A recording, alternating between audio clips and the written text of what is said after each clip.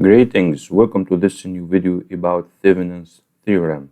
In this video, I will demonstrate the application of Thevenin's theorem through a step-by-step example explanation. By following along carefully, you will gain a clear understanding of how to apply Thevenin's theorem to solve practical problems. Let's dive in and begin with solve the problem number 9. Let's consider this network consisting of two resistors labeled R1 and R2 as well as one independent source, Vs. Additionally, we can observe the presence of two dependent sources, especially a voltage-controlled voltage source and a current-controlled current source. The question now is to find the Thevenin's equivalent with respect to terminals A and B. Let's move on to the solution. By applying the Thevenin's theorem between terminals A and B, we can replace this circuit with a voltage source in series with the resistor, which will be denoted as VTH and RTH. I will start first with the determination of the Thevenin's resistance. This step can be done by removing all independent sources in the circuit, which means the voltage sources will be replaced by a short circuit and the current sources will be replaced by an open circuit.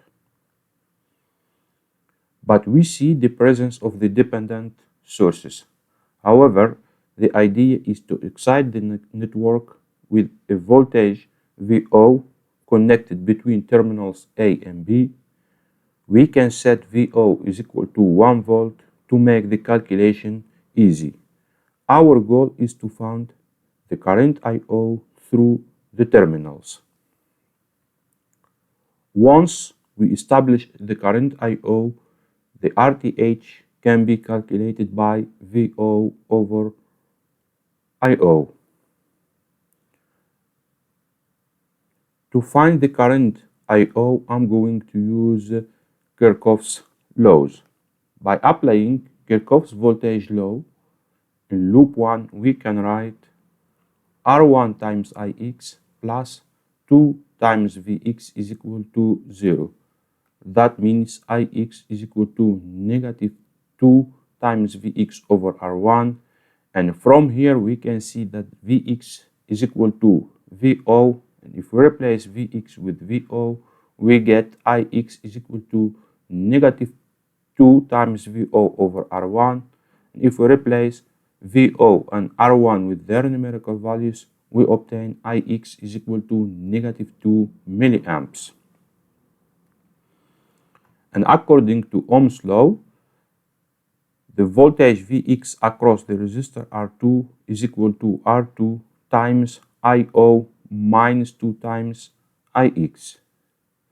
From here, we can write IO is equal to Vx plus 2 times R2 times Ix over R2. And if we replace Vx with Vo, then we have IO is equal to Vo plus 2 times R2 times Ix over R2. And if we replace now Ix, Vo, and R2 with their numerical values, we obtain IO is equal to 0.016 amps. Now RTH is equal to VO over IO, and if we replace VO and IO with their numerical values, we obtain RTH is equal to 62.5 ohms. After finishing the determination of the Thevenin's resistance, we proceed to calculate the Thevenin's voltage. The Thevenin's voltage is basically the open circuit voltage between terminals A and B. In order to calculate the open circuit voltage VOC, I'm going to use Kirchhoff's laws. But first, according to Ohm's law, VOC is equal to negative R2 Ix times 2.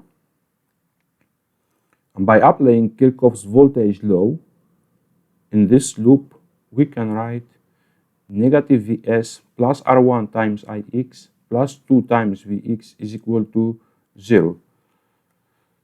That means negative 3 plus R1 Ix plus 2 VOC is equal to 0, because here VOC is equal to Vx. Now by performing 2 times 1 minus 2, we derive one equation in terms of Ix, and from here we can calculate Ix is equal to negative 3 over 4 R2 minus R1. We get 3.75 milliamps. And from equation 1 we have VOC is equal to negative 2 times R2 times Ix, and if we replace R2 and Ix with their numerical values, we obtain VOC is equal to negative 0.375 volt. That means VTH is equal to negative 0.375 volt. After completing the calculations, I perform a simulation using SPICE to verify our results. Now let's proceed to the SPICE environment. Here is our networks drawn in SPICE simulator. This is the original circuit, and this is the Thevenin's equivalent between terminals A and B. I connected a load to both the original circuit and the Thevenin's equivalent and simulate their behavior. Let's move on to analysis, DC analysis, calculate nodal voltage.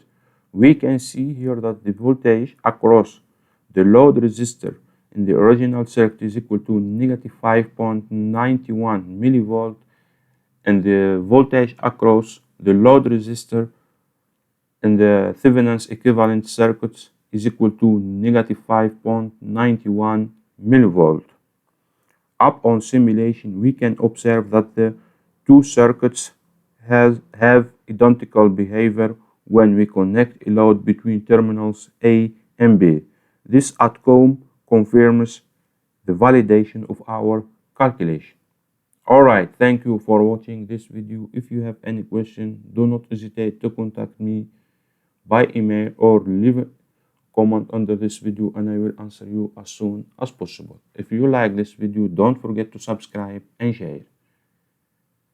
See you next time in another video about Thevenin's theorem. Take care and bye bye.